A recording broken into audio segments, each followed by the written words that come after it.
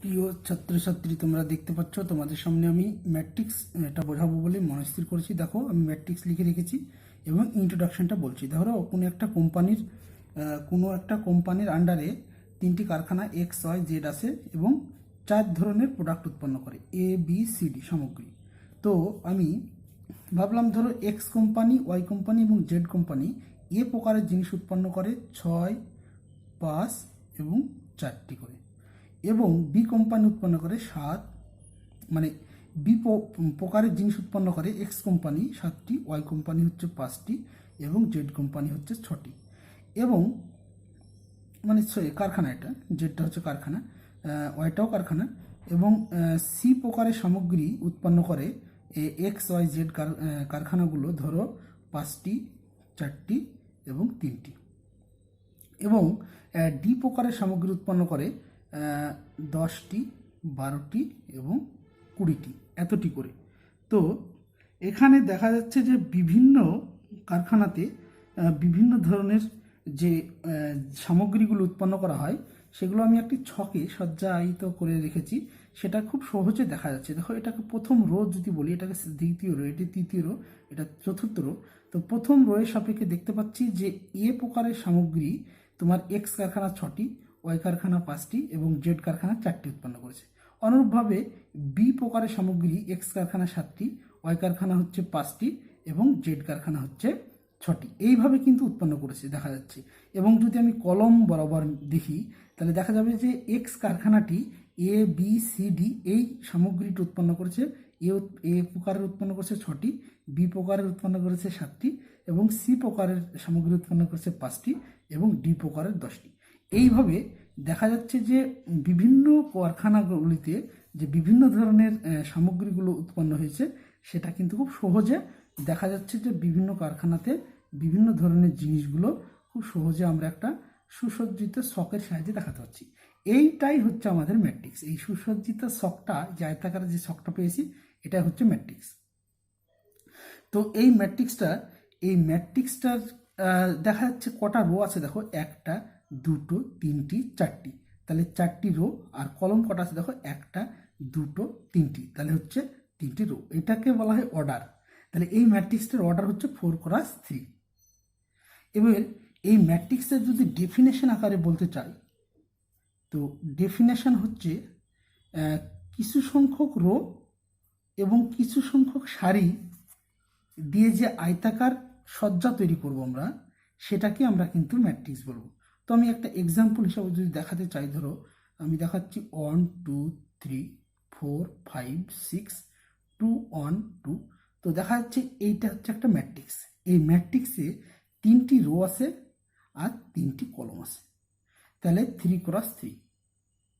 এবার যদি অন্য আর একটা ম্যাট্রিক্স আমরা দেখি 2 1 5 2, তাহলে দেখা যাচ্ছে এখানে 2টো রো আছে এবং 2টো কলম আছে, তাহলে 2টো রো এবং 2টো কলম, তাহলে এটা হবে 2, 2টো রো এবং 2টো কলম, মানে 2টো কলম 2, তাহলে 2x2, বা এটা বর্গ ম্যাট্রিক্স, এটাও বর্গ ম্যাট্রিক্স, কিন্তু এটা বর্গ ম্যাট্রিক্স না, 4 আর 3 আলাদা, অতএব এটা বর্গ ম্যাট্রিক্স না।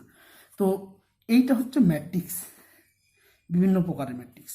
তো এবার যে বিষয়টা আমি বলবো, যে ডিটারমিন্যান্টের ক্ষেত্রে কিন্তু তোমার রো আর কলম সমান হতো না, কিন্তু ম্যাট্রিক্সের ক্ষেত্রে ডিটারমিন্যান্টের ক্ষেত্রে রো আর কলম কিন্তু সবসময় সমান হতো।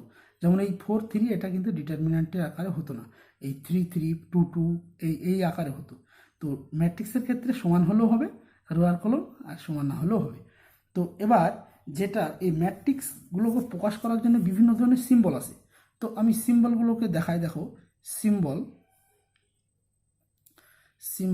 Of matrix. তাহলে ম্যাট্রিক্সের বিভিন্ন ধরনের সিম্বল আছে, যেমন হচ্ছে আমি যেটা প্রথমেই ইউজ করেছি, এইটা একটা ম্যাট্রিক্সকে প্রকাশ করার সিম্বল। তারপর হচ্ছে ডবল দাগ দিয়েও দেখানো হয়, এটা একটা সিম্বল এবং এটা একটা সিম্বল। তাহলে এইটা একটা সিম্বল, এটা একটা সিম্বল, এটা, তাহলে কখনো এটা দিতে পারো, এটা দিতে পারে, এটা দিতে পারে। তাহলে এই প্রকারে ম্যাট্রিক্সটা, এই সিম্বলগুলো দিয়ে ম্যাট্রিক্সটাকে প্রকাশ করা হয়। এবার আমি যেটা বলবো হচ্ছে টাইপস, TYPS অফ ম্যাট্রিক্স। তাহলে ম্যাট্রিক্সের টাইপ বা প্রকারভেদ। তাহলে ম্যাট্রিক্সের প্রকারভেদের মধ্যে প্রথমে যেটা আমি বলতে চাইছি সেটা হচ্ছে রেক্ট্যাঙ্গুলার ম্যাট্রিক্স। রেক্ট্যাঙ্গুলার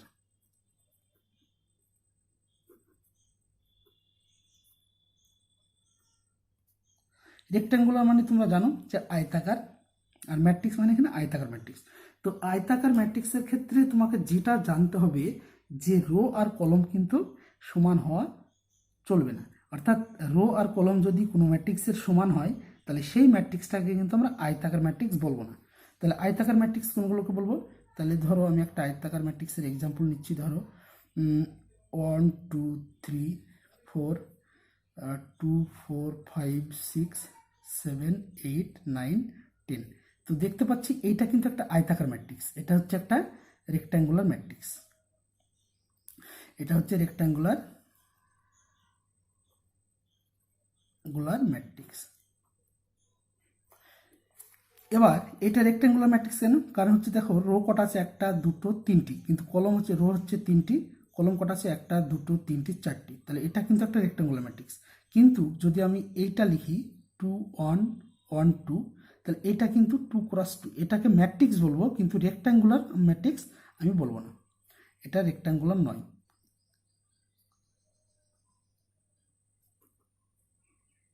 গুলার নট, এটা কিন্তু রেক্ট্যাঙ্গুলার হবে না। তাহলে এবার রেক্ট্যাঙ্গুলার ম্যাট্রিক্সে হতে গেলে তোমাকে রো আর কলম কিন্তু রো নট ইকাল টু এইটা হতে হবে। ম্যাট্রিক্স হতে পারে কিন্তু রেক্ট্যাঙ্গুলার ম্যাট্রিক্স বলবো না। এবার আমি যেটা বলবো সেটা হচ্ছে স্কোয়ার ম্যাট্রিক্স। স্কোয়ার ম্যাট্রিক্স মানে তোমরা জানো যে স্কোয়ার মানে হচ্ছে বর্গ, স্কোয়ার ম্যাট্রিক্স তার মানে হচ্ছে বর্গ ম্যাট্রিক্স। তাহলে যে ম্যাট্রিক্সের রো এবং কলম সমান হবে, অর্থাৎ যতটা রো সংখ্যা, রো এর সারি থাকবে ততটা কলমের স্তম্ভ থাকবে, তাহলে সেইটা হচ্ছে আমাকে বলবো তোমার হচ্ছে স্কোয়ার ম্যাট্রিক্স। যেমন হচ্ছে 1 2 2 1, এটা কিন্তু একটা স্কোয়ার ম্যাট্রিক্স, কারণ এটা হচ্ছে 2 আর 2, দুটো রো আছে দুটো কলম আছে। অর্থাৎ যে সমস্ত ম্যাট্রিক্সের রো এবং কলম সংখ্যা সমান হবে সেই সমস্ত ম্যাট্রিক্সগুলোকে আমরা স্কোয়ার ম্যাট্রিক্স বলবো। এবার দেখো, এবার স্কোয়ার ম্যাট্রিক্সের পরে আমরা বলবো রো ম্যাট্রিক্স। রো ম্যাট্রিক্স, তো রো ম্যাট্রিক্স কাকে বলে? যে ম্যাট্রিক্সে একটি মাত্র রো থাকবে তাকে আমরা কিন্তু রো ম্যাট্রিক্স বলবো। যেমন এক্সাম্পল যদি ধরি আমরা 1 2 3, তাহলে এটা রো কটা আছে? একটা, কলম কটা আছে? একটা দুটো তিনটি। তাহলে যে ম্যাট্রিক্সের একটি মাত্র রো থাকবে তাকে আমরা রো ম্যাট্রিক্স বলবো। অনুরূপভাবে তাহলে কলম ম্যাট্রিক্স কাকে বলবো?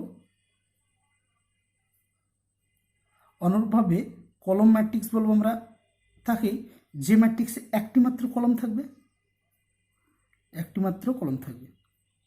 তাহলে একটি কলম আছে কিন্তু রো কটা আছে? একটা দুটো তিনটি, তাহলে 3 × 1, তাহলে এটা হচ্ছে কলম ম্যাট্রিক্স। এবার যদি আমি চলে যাই ধরো zero matrix, zero or null matrix. তো জিরো ম্যাট্রিক্স মানে কি? যে ম্যাট্রিক্সের প্রত্যেকটি পদ শূন্য হবে তাকে আমরা কিন্তু জিরো ম্যাট্রিক্স বলবো। ধরো এটা 0 0 0 0, অর্থাৎ এই ম্যাট্রিক্সটা দেখতে পাচ্ছি প্রত্যেকটা পদ হচ্ছে জিরো। তাহলে যে ম্যাট্রিক্সের প্রত্যেকটি পদ শূন্য হবে তাকে আমরা কিন্তু জিরো ম্যাট্রিক্স বলবো। যে ম্যাট্রিক্সের প্রত্যেকটি পদ শূন্য হবে তাকে আমরা জিরো ম্যাট্রিক্স, এটাকে প্রকাশ করা হয় জিরো দ্বারা।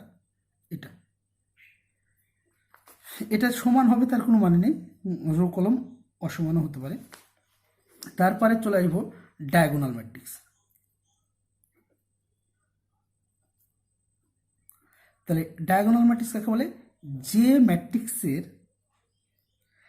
ম্যাট্রিক্সের অর্থাৎ যে ম্যাট্রিক্স বললে হবে না, এখানে বর্গ ম্যাট্রিক্স বলতে হবে। মানে যে ম্যাট্রিক্সের রো কলম সমান হবে কিন্তু মুখ্য কর্ণ বরাবর পদগুলি শূন্য নয় কিন্তু বাকি পদগুলো শূন্য হবে।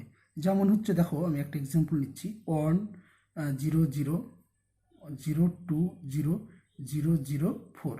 তাহলে দেখা যাচ্ছে যে মুখ্য কর্ণ বা প্রারম্ভিক কর্ণ বা প্রাথমিক কর্ণ এইটা বাদ দিই বাকি এলিমেন্ট বা পদগুলো শূন্য হতে হবে, কিন্তু মুখ্য কর্ণের কোনোটা পদ শূন্য হওয়া চলবে না। তাহলে যেমন এটাকে বলবো আমরা কি? Diagonal matrix. এবং এই ডায়াগোনাল ম্যাট্রিক্সে যদি এই মুখ্য কর্ণর প্রত্যেকটি পদ 1 1 হয়ে যায় তাহলে তাকে আমরা বলবো unit matrix or identity matrix. তাহলে দেখো এবার আমি unit matrix or identity matrix হিসেবে বলছি, unit matrix or identity matrix. তাহলে যে ম্যাট্রিক্সের প্রাথমিক কর্ণ বরাবর প্রত্যেকটি পদ 1 কিন্তু বাকি পদগুলো 0 তাকে আমরা কিন্তু বলবো আইডেন্টিটি ম্যাট্রিক্স। এবং সেই ম্যাট্রিক্সটাকে বর্গ ম্যাট্রিক্স হতে হবে, মানে রো এবং কলম সমান হতে হবে। তাহলে দেখা যাচ্ছে এই ম্যাট্রিক্সটার 3টি রো এবং 3টি কলম আছে, তাহলে একটা বর্গ ম্যাট্রিক্স। এবং প্রাথমিক কর্ণ বরাবর প্রত্যেকটি পদ 1 1 আর বাকি পদগুলো 0, অতএব এই ম্যাট্রিক্সটাকে আমরা বলবো ইউনিট ম্যাট্রিক্স আর আইডেন্টিটি ম্যাট্রিক্স। এটাকে প্রকাশ করা হবে I3 দ্বারা। তাহলে I2 দ্বারা কি প্রকাশ করবে? তাহলে I2 দ্বারা দুটো রো থাকবে, দুটো কলম থাকবে, তাহলে এটা 2 × 2 বর্গ ম্যাট্রিক্স এবং আইডেন্টিটি ম্যাট্রিক্স।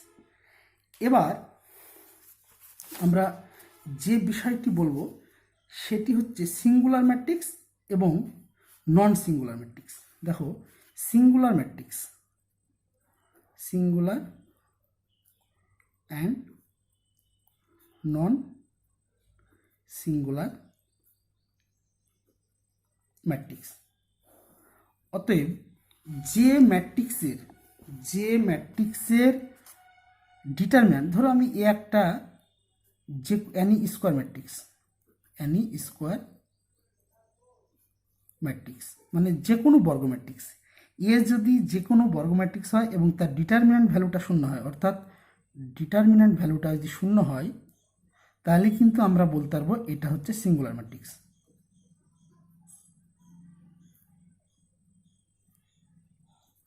সিঙ্গুলার যদি ডেটে 0 হয় তাহলে সিঙ্গুলার ম্যাট্রিক্স বলবো, আর যদি ডেটের ভ্যালুটা নট ইকাল টু 0 হয় তাহলে বলবো নন সিঙ্গুলার ম্যাট্রিক্স। তাহলে সিঙ্গুলার ম্যাট্রিক্স কাকে বলে, নন সিঙ্গুলার ম্যাট্রিক্স কাকে বলে, সেটা কিন্তু বর্গ ম্যাট্রিক্স হতে হবে। বর্গ ম্যাট্রিক্স হতে হবে কারণ হচ্ছে বর্গ ম্যাট্রিক্স না হলে তুমি ডিটারমিন্যান্ট ভ্যালুটা বের করতে পারবে না। তাহলে বর্গ ম্যাট্রিক্সের ডিটারমিন্যান্ট ভ্যালুটা যদি 0 হয় তাহলে আমরা সিঙ্গুলার বলবো, আর যদি ডিটারমিন্যান্ট ভ্যালুটা 0 না হয় তাহলে বলবো নন সিঙ্গুলার ম্যাট্রিক্স। এবার আমরা যে বিষয়টি আমি বলবো সেটা হচ্ছে সিমেট্রিক ম্যাট্রিক্স এবং স্কিউ সিমেট্রিক ম্যাট্রিক্স। তাহলে দেখো symmetric and skew symmetric matrix. এই সিমেট্রিক এবং স্কিউ সিমেট্রিক ম্যাট্রিক্সটা আমি কি দেখো, সিমেট্রিক ম্যাট্রিক্স যদি কোনো একটা বর্গ ম্যাট্রিক্স, ধরো এ হচ্ছে যে কোনো বর্গ ম্যাট্রিক্স, অ্যানি স্কোয়ার ম্যাট্রিক্স, অর্থাৎ যে কোনো বর্গ ম্যাট্রিক্সের যদি রোগুলোকে কলমে এবং কলমগুলোকে রোয়ে রূপান্তর করা হয় তারপরেও যদি ওই ম্যাট্রিক্সটাই পাওয়া যায় তাকে আমরা সিমেট্রিক ম্যাট্রিক্স বলবো। যেমন হচ্ছে ট্রান্সপোজ মানে রোগুলোকে কলমে এবং কলমগুলোকে রোয়ে পরিবর্তন করা হয় এবং সেটা প্রকাশ করা হয় এটি দ্বারা বা এ ডাই দ্বারা প্রকাশ করা হয়। তাহলে যদি এটি ইজিক্যাল টু আমার এ পেয়ে যাই, অর্থাৎ এইটা হোল্ড করে, তাহলে সেটাকে আমরা কিন্তু সিমেট্রিক ম্যাট্রিক্স বলবো। যেমন হচ্ছে আমি একটা এক্সাম্পল যদি দেখাই, ধরো এ একটা ম্যাট্রিক্স নিলাম, ধরো ম্যাট্রিক্সটা 1 2 3 2 4 5 3 5 6। তো এই ম্যাট্রিক্সটার আমি ট্রান্সপোজ নিচ্ছি। ট্রান্সপোজ মানে আমি কি বললাম, রোগুলোকে কলমে আর কলমগুলোকে রোয়ে পরিবর্তন করে দেবো, তাহলে এটি মানে ট্রান্সপোজ। তাহলে তাই করি, দেখো এই কলমটাকে রো দিয়ে দিলাম, তাহলে 1 2 3, আর এই কলমটাকে রোয়ে দিয়ে দিছি দ্বিতীয় রোয়ে, তাহলে 2 4 5, আর এই তৃতীয় কলমকে থার্ড রোয়ে দিলাম, তাহলে 3 5 6। দেখা যাচ্ছে আগের ম্যাট্রিক্সটা আর এই ম্যাট্রিক্সটা একই, তার মানে এটি ইজিক্যাল টু এ। তার মানে এই ম্যাট্রিক্সটাকে আমরা বলবো কি সিমেট্রিক ম্যাট্রিক্স। তার মানে একে আমরা বলতে পারবো সিমেট্রিক ম্যাট্রিক্স। আবার যদি দেখা যায় যে স্কিউ সিমেট্রিক ম্যাট্রিক্সের ক্ষেত্রে কি হয় দেখো, স্কিউ সিমেট্রিক ম্যাট্রিক্সের ক্ষেত্রে ধরো এ একটা ম্যাট্রিক্স আমি নিলাম, যে কোনো একটা বর্গ ম্যাট্রিক্স নিলাম, ধরো আমি নিলাম একটা পার্টিকুলার এক্সাম্পল নিয়ে দেখাচ্ছি, ধরো এ সমান নিলাম 0 H G minus H 0 F, তারপর মাইনাস জি মাইনাস এফ 0। এটা কিন্তু সব ক্ষেত্রে যে সিমেট্রিক আর স্কিউ সিমেট্রিক হবে সেটা নাই, তোমার এটা পার্টিকুলার কেস। যদি এই কন্ডিশন হয় তাহলে তখন আমরা সিমেট্রিক বলবো এবং স্কিউ সিমেট্রিক বলবো। তো আমি এটা আর একটা এক্সাম্পল নিলাম, এটা হচ্ছে এক্সাম্পল। তো এই এক্সাম্পলটার ক্ষেত্রে দেখা যায় কি পাই, ট্রান্সপোজ নিলে রোগুলোকে কলমে, কলমগুলোকে রোয়ে দিয়ে রূপান্তর করি, তাহলে কি পাচ্ছি দেখো, তাহলে পাচ্ছি এটাকে কলমটাকে রোয়ে দিয়ে দিই, তাহলে 0 মাইনাস এইচ মাইনাস জি, তারপর হচ্ছে এইচ 0 এফ, তারপর হচ্ছে জি এফ 0। তাহলে দেখো এখানে যে মাইনাসটা আমি কমন নিই, তাহলে দেখা যাচ্ছে প্রত্যেকটা এলিমেন্ট থেকে কমন নিতে হবে, তাহলে 0 এইচ জি, তারপর মাইনাস এইচ 0 এফ, তাহলে এখানে মাইনাস হবে প্লাস ছিল যেহেতু, তাহলে মাইনাস জি মাইনাস এফ এবং 0। তাহলে দেখা যাক যে আগের যে ম্যাট্রিক্সটা ছিল এই ম্যাট্রিক্সটা কিন্তু সেম হয়ে গেল। দেখো এখানে ছিল 0 এইচ জি এ মাইনাস এইচ 0 এফ, এটা মাইনাসটা কমন নিলাম, তাহলে 0 এইচ জি, তাহলে মাইনাস এইচ 0, এখানে হচ্ছে মাইনাস এফ, এখানে হচ্ছে মাইনাস জি মাইনাস এফ, এখানে 0। এবং যে বিষয়টা এটা কিন্তু তোমার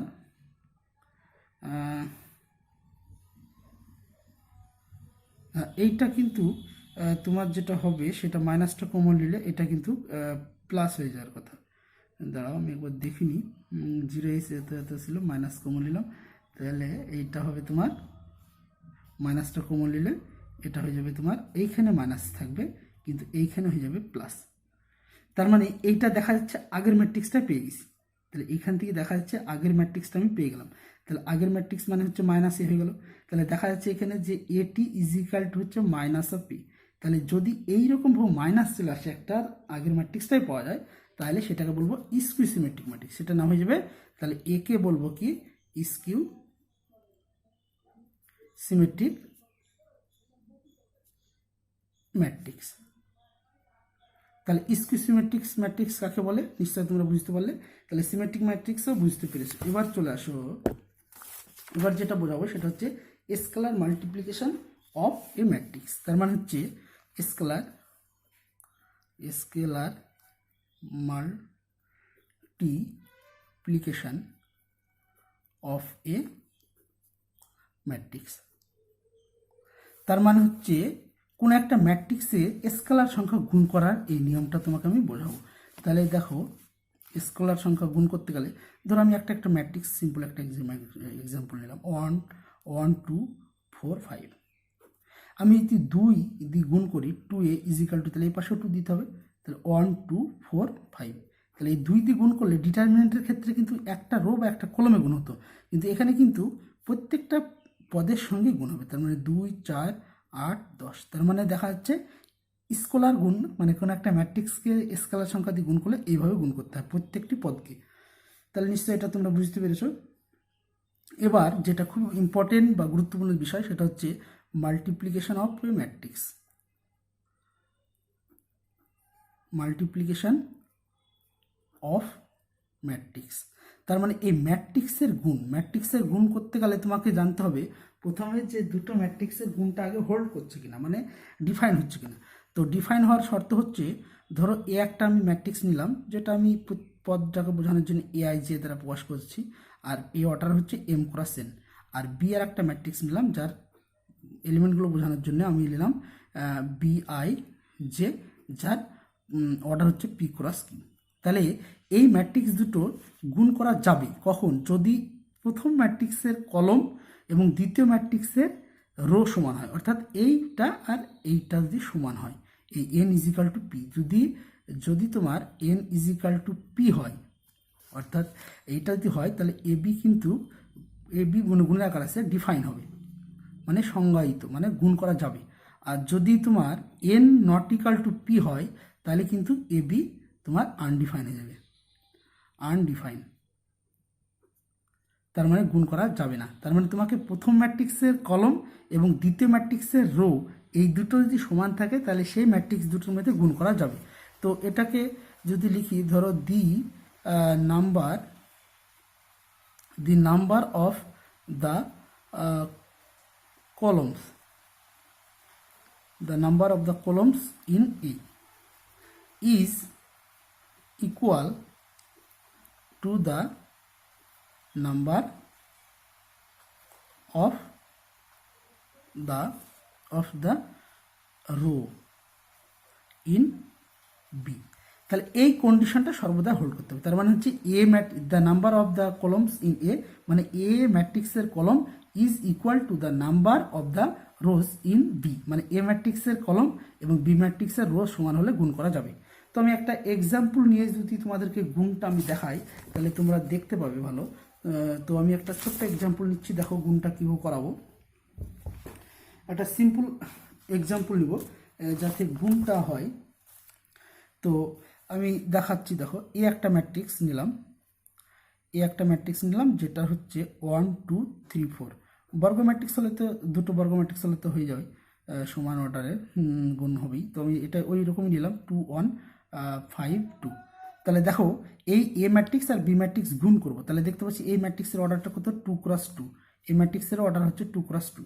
দেখো এই 2 আর এই 2 কিন্তু সমান, তার মানে এই ম্যাট্রিক্স দুটো গুণ করা যাবে, অর্থাৎ ডিফাইন। তার মানে হচ্ছে আমি প্রথমে বলতে পারবো এ বি গুণ করা যাবে কেন তোমরা বুঝতে পারছো, প্রথম ম্যাট্রিক্সের কলম দুটো আছে, দ্বিতীয় ম্যাট্রিক্সের রো দুটো আছে, অর্থাৎ গুণ করা যাবে। তো আমি গুণটা করাই দেখাই কীভাবে গুণ করতে হয়। তো গুণ করতে হলে তোমাকে প্রথম ম্যাট্রিক্সের রো দিয়ে দ্বিতীয় ম্যাট্রিক্সের ফার্স্ট কলমকে গুণ করবে, প্রথম ম্যাট্রিক্সের ফার্স্ট রো দিয়ে দ্বিতীয় ম্যাট্রিক্সের ফার্স্ট কলমকে গুণ করবো। তাহলে 1 আর 2 গুণ করবে, কীভাবে করবে দেখো, এইভাবে যায়, এইভাবে একটা গুণ করলে একটা এলিমেন্ট, এইভাবে যে আবার এটা গুণ করলে আরেকটা, এইভাবে হবে। তাহলে 1 আর 2 হলো প্লাস, আমি ভেঙে দেখাচ্ছি 2 আর 5, তাহলে 2 + 5। এবার এটা দিতে এটা হলো, তাহলে এটা দিয়ে আবার এটা গুণ করতে হবে। তাই দেখো, তাহলে 1 × 1 + 2 × 2। এবার এইটা দিই এইটাকে, তাহলে 3 × 2, আর এটা দিই 5কে, তাহলে 4 × 5, আর এটা দিই এটাকে, তাহলে 3 × 1, আর 4কে দিই 2কে, তাহলে 2 × 4। এটা তুমি একবারে যোগ করে লিখতে পারো, তো ভেঙে দেখাচ্ছি যাতে তোমরা বুঝতে পারো। তো দেখো, তাহলে এটা হচ্ছে 2 × 2 আর 5 × 2 10, তার মানে হচ্ছে 12, এটা 2 × 2 = 6 আর 4 × 5 = 20, তাহলে 26। আর এটা হচ্ছে 1 × 1 2 × 2 4, তাহলে 5, এটা 3 × 3 আর 8, তাহলে 11। তাহলে এইভাবে গুণটা করতে হয়। তাহলে এটা যদি 3 অর্ডারের হতো তাও হতো একই, এখানে ছোট গুণ দেখালাম সুবিধার্থে।